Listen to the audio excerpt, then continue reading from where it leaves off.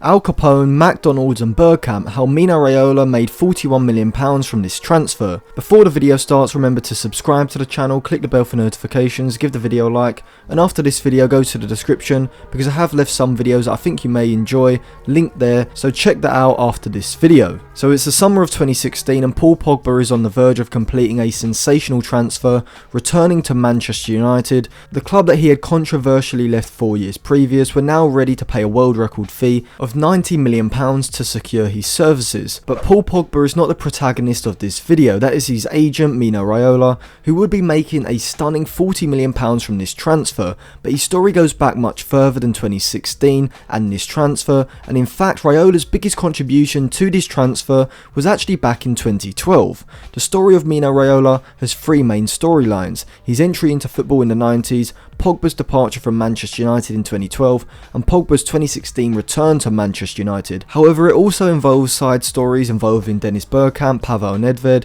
Zlatan Ibrahimovic and Erling Haaland that show exactly why Raiola is trusted by players despite being public enemy number one in the media. So Mino Raiola was born in Italy in 1967 but moved to Haarlem in the Netherlands a year later. He would grow up working for the family restaurant as a waiter, and then as he got older he would help broker deals as the family business expanded. When he was 19 he made his first $1 million selling a McDonald's franchise he had recently purchased to a property developer who wanted the franchise for its land. At the same time, Raiola's passion was football. He played for his local team Haarlem FC's youth team before becoming a sporting director, but after trying and failing to convince the club's board to sign a young Dennis Bergkamp, he fell out with the old conservatives at the club and so left. Raiola then set up a club called Intermezzo, which would be the vehicle to get Raiola into the footballing world. Intermezzo helped Dutch companies establish themselves in Italy, and so eventually Raiola was helping Dutch players move to Italy, as he did with Brian Roy, who moved from Ajax to Foggia in 1992. Raiola spoke many European languages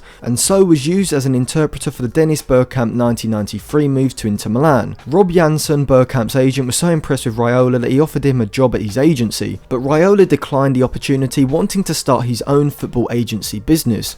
23 years after the Bergkamp move, Raiola would be the most talked about football agent, with his love-hate relationship with Manchester United at the centre of a media circus. From Paul Pogba's £90 million transfer in 2016, Raiola was paid an astonishing £23 million up front. He also had a clause in the contract that United signed with Pogba that Raiola would be paid £3.3 million per season that Pogba remained at the club, which means an extra £16.5 million over the course of the contract. Add on the £2.2 million that United gave Pogba to pay Raiola's agent fee, and the sum that Raiola made from Pogba's 2016 transfer stands at an insane £41 million, which is more than $50 million. But why did Raiola get an agent fee that was almost half the transfer fee that United paid to sign Pogba from Juventus?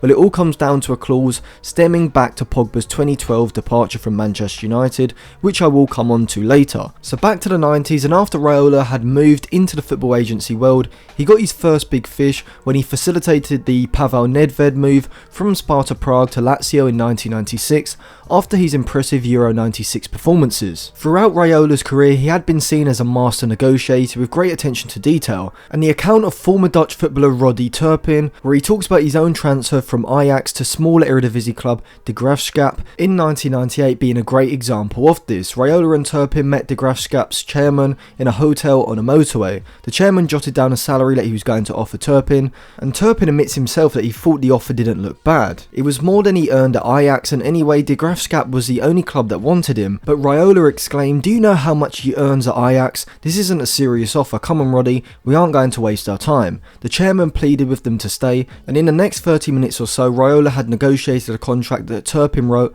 largely secured my future, not only for the 4 years that I would play at De Graafschap but for the rest of my life. Raiola was committed not just to securing the best deal for the player in the short term, but also the deal that would benefit the player in the long term, and this story illustrates one of Raiola's maxims: even the smallest transfer can change someone's life. After the success of his role in the Nedved transfer in 96, Raiola would meet a 19-year-old Zlatan Ibrahimovic in 2001. At their first meeting, Zlatan turned up in a sharp suit to a Japanese restaurant Yamamoto in Amsterdam. Raiola turned up to the restaurant in jeans and a Nike t-shirt with his belly on display. Whilst unorthodox, Raiola believes that his appearance, or lack of it, gives him an advantage in negotiations due to others underestimating him. Whilst Raiola scoffed down enough pasta for 6 people, Zlatan said that Raiola berated him for his underachievement in the previous season, using his goal scoring stats to show Zlatan before saying, do you want to be the best player in the world, or do you just want to be the player that earns the most and can show off the most stuff? Zlatan chose the first option, and the irony is that this part of Raiola's story would also lead him right to 2016 at Manchester. But while Zlatan is a big part of Raiola's success, it's what happens in 2012 that really pushes Raiola into the football agent Hall of Infamy.